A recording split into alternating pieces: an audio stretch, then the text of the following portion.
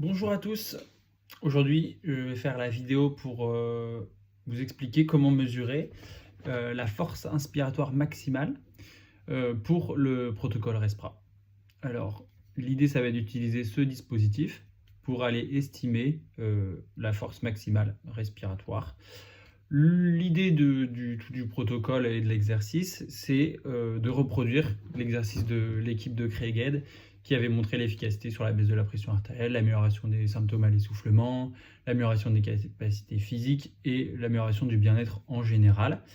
Nous, on utilise un petit dispositif mécanique qui vaut 25 € sur Alibaba et 50 € sur Amazon. Eux, ils avaient utilisé un dispositif électronique pour mesurer la force inspiratoire, ça vaut à peu près 1500 €. Et leur dispositif pour exercice qu'ils avaient utilisé de manière tous les jours, ça vaut à peu près 800 €. Du coup, l'idée, c'est de trouver une adaptation qui fonctionne. C'est toute l'idée de notre protocole. Pour comprendre cet exercice, le dispositif Big Breath, en fait, c'est un tube. Dans ce tube, il y a un ressort. Ce ressort, il applique une pression sur une valve.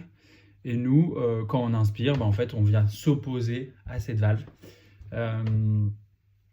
Le principe du dispositif mécanique, c'est que cette valve, elle se resserre avec le ressort. À chaque fois que je tourne là, je resserre ce ressort sur cette valve et j'augmente la force que je vais devoir mettre pour faire lever ce ressort et que l'air puisse passer juste ici. Là, ça bloque, l'air passe pas. Si j'inspire assez fort, le ressort, ça remonte et l'air passe. On comprend bien que plus on force, plus le ressort monte, plus la force, elle est forte. Du coup, on va avoir tendance à devoir mettre beaucoup de force pour faire lever ça, plus que eux avec leur appareil qui est électronique. Du coup, plus l'air passe, plus la force qu'on doit appliquer est grande. Et du coup, ce dispositif, il a tendance à sous-estimer la force. C'est toute l'idée de notre protocole, c'est d'être capable d'estimer de la bonne manière la Pmax pour qu'on ne soit pas obligé d'utiliser à terme des dispositifs onéreux pour faire ce protocole. Nous, ce qu'on veut estimer, c'est la force maximale que notre corps est capable de produire pour générer un flux d'air à partir de cette valve. Elle est exprimée en centimètres d'eau. Et nous, ce qu'on va retenir comme graduation, c'est la dernière graduation à partir de laquelle on a réussi à avoir 2 respirations de plus d'1 seconde et à partir duquel le flux d'air était suffisant pour une bonne respiration. C'est-à-dire qu'on était capable de générer de l'effort, les muscles ils étaient assez oxygénés, on n'était pas en train de suffoquer. Du coup, on va faire l'exercice ensemble là. Moi, ce que je vais faire, c'est que je vais augmenter progressivement la force d'un quart de tour toutes les 2 respirations. Le fait de faire ça, de soit incrémental, ça va permettre aussi de faire un petit entraînement. Les muscles, ils ont toujours besoin d'un petit échauffement, surtout quand c'est des efforts à haute intensité. Là, je ne connais pas ma force maximale pour l'exercice. Et du coup, en faisant progressivement une montée, ça va permettre d'échauffer mes muscles. À terme, quand on fera l'exercice à la maison et qu'on connaîtra notre force inspiratoire maximale, et en fait, il y aura un échauffement à faire. L'échauffement, ça va être 2 séries de 10 respirations faites à 30% de la Pmax, 2 minutes avant l'exercice. L'idée, c'est de se mettre en face d'un miroir. On met le petit Big Breath en face de nous, comme ça. Et en fait, on va retenir comme quart de tour, du coup, les graduations ici. Et ensuite, ce sera les lignes comme ça. Du coup, à chaque fois qu'on passe 1, c'est un quart de tour. On commence au niveau 1 et on inspire. Moi, ce que je vous conseille, c'est quand ça devient difficile, vous pincez le nez. Et avant, vous faites sans pincer le nez. Vous allez vite voir que dès que ça devient difficile, l'air peut passer par le nez. Du coup, il faut pincer le nez. Dans l'idée, vous avez envie de pouvoir voir comment est-ce que vous évoluez par rapport aux graduations à partir du miroir. Du coup, on va éviter de faire ça, même si à terme, du coup, on pourra faire comme ça l'exercice. On fait plutôt comme ça l'exercice. Et de souffler l'air par le nez plutôt que par la bouche, parce qu'en fait, vous allez vous remarquer que si vous soufflez par la bouche, ça passe, mais en fait, vous allez avoir plein de salive qui va s'accumuler dans le dispositif et vous n'avez vraiment pas envie d'avoir un dispositif tout sale. À terme, c'est mieux du coup de toujours expirer par le nez. on y va, on commence.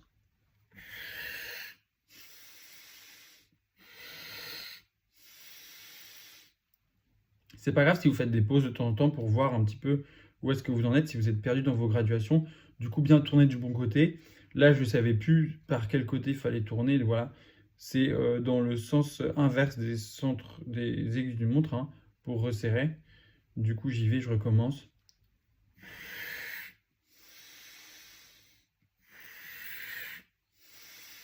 Là, j'ai fait 2 respirations. Je tourne d'un quart de tour et je recommence.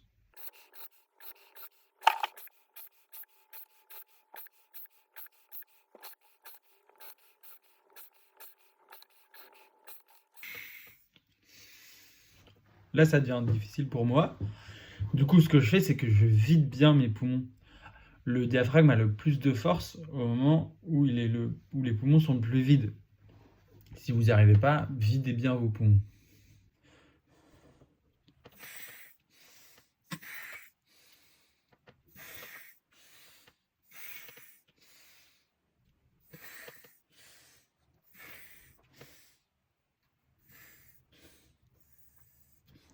Là, j'arrive plus. Là, j'arrive plus. On peut considérer que je suis au maximum. Si je redescends d'un quart de tour et que je refais la respiration, et bah du coup,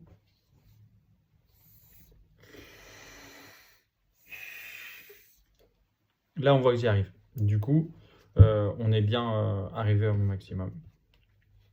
Je vais noter sur la graduation où est-ce que je suis arrivé. Du coup, là, moi, j'étais arrivé à 7.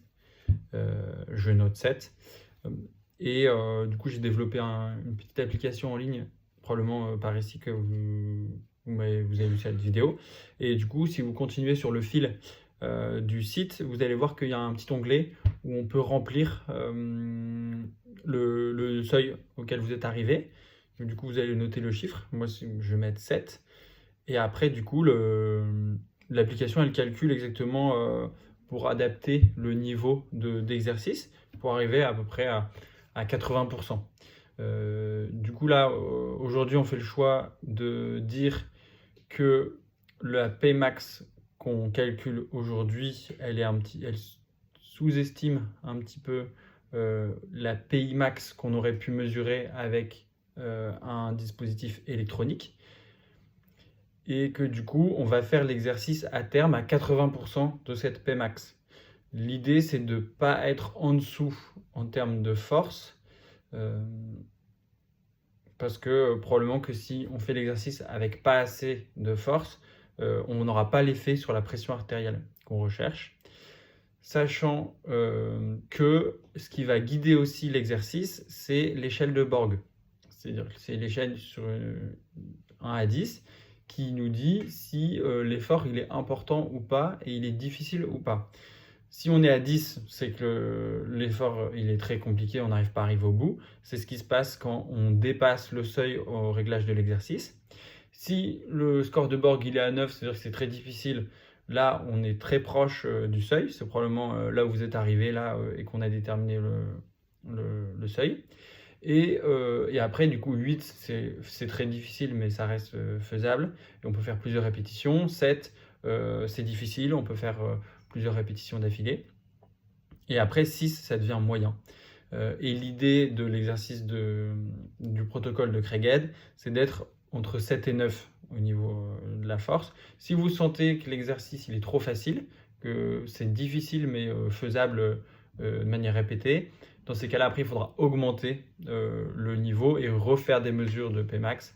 Généralement, cette mesure de la Pmax, on va la faire toutes les semaines. Au début, vu qu'en fait, au début, on va très rapidement augmenter la force respiratoire. C'est ce qu'on voit dans les études. Et on va arriver au niveau d'un plateau autour de 12 semaines d'exercice, 8 semaines, 12 semaines. Et après, du coup, probablement que l'évolution elle sera plus lente et ça ne sera pas d'intérêt de refaire des tests de la force inspiratoire maximale régulièrement, mais peut-être tous les mois ou tous les 3 mois. Ça, c'est l'étude qui nous dira exactement comment est-ce que va évoluer la Pmax au fur et à mesure du temps.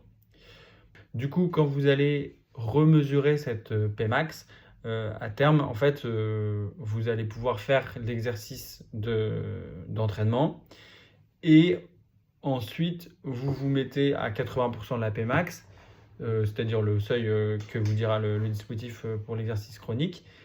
Et vous faites une série et après vous remesurez la Pmax, c'est-à-dire que vous augmentez par le protocole incrémental de un quart de tour toutes les 2 respirations. Et là, on vous aurait un nouveau seuil qui va arriver jusqu'où vous pouvez aller ou pas. C'est donc fini pour cette vidéo où je vous expliquais comment mesurer la force inspiratoire maximale. On se retrouve dans une prochaine vidéo où je vais vous expliquer comment réaliser l'exercice.